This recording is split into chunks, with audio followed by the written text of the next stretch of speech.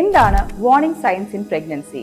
ഒരു മാസം തികഞ്ഞ പ്രഗ്നന്റ് ലേഡി എപ്പോഴൊക്കെയാണ് എമർജൻസി ആയിട്ട് ഹോസ്പിറ്റലിൽ സമീപിക്കേണ്ടത്? ഫസ്റ്റ് ആൻഡ് മോസ്റ്റ് ഇമ്പോർട്ടൻറ്റ്, അമ്മയ്ക്ക് കുഞ്ഞിന്റെ അനക്ക കുറവെന്ന് തോന്നുന്ന അവസ്ഥ. 40 to 50 മിനിറ്റ്സ് ആണ് ഒരു ബേബിയുടെ സ്ലീപ്പ് സൈക്കിൾ. ഈ സമയത്ത് ബേബി മൂവ്മെന്റ്സ് കുറവായിരിക്കും.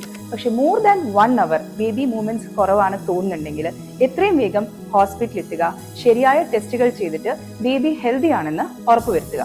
നെക്സ്റ്റ്, ശക്തമായ വയറുവേദനയോ വജൈനൽ ബ്ലീഡിങ്ങോ. വിട്ടുവിട്ട് വേദന വരുന്നത് ലേബർ പെയിന്റെ ലക്ഷണമാണ്. But continuous pain with bleeding placenta separate ആവുന്നതിന്റെ ലക്ഷണമാണ്. ഇതൊരു എമർജൻസി സിറ്റുവേഷൻ ആണ്.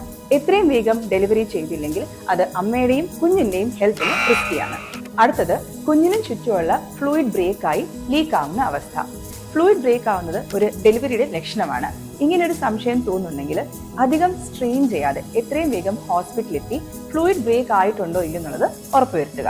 അടുത്തത്, തലവേദന, കാഴ്ചമങ്ങൽ, നെഞ്ചിരിച്ചിൽ എന്നിവ ലക്ഷണങ്ങൾ. പ്രഗ്നൻസിയിൽ BP കൂടി ജന്നി വരാനുള്ള അവസ്ഥയുടെ സൂചനകളാണിവ. BP കൺട്രോൾ ചെയ്യുകയും മെഗ്നീഷ്യം സൾഫേറ്റ് ആണ് ഇതിന്റെ ട്രീറ്റ്മെന്റ്. സോ അധികം വൈകാണ്ട് BP കൺട്രോൾ ചെയ്താൽ നമുക്ക് പല സീരിയസ് കോംപ്ലിക്കേഷൻസും അവോയ്ഡ് ചെയ്യാൻ പറ്റും. ഗർഭകാലത്ത് എസ്പെഷ്യലി ഒരു മാസം തികഞ്ഞ അമ്മ ഈ പറഞ്ഞ സിംറ്റംസ് അനുഭവിക്കുകയാണെങ്കിൽ എത്രയും വേഗം ഹോസ്പിറ്റലിൽ സമീപിക്കുക.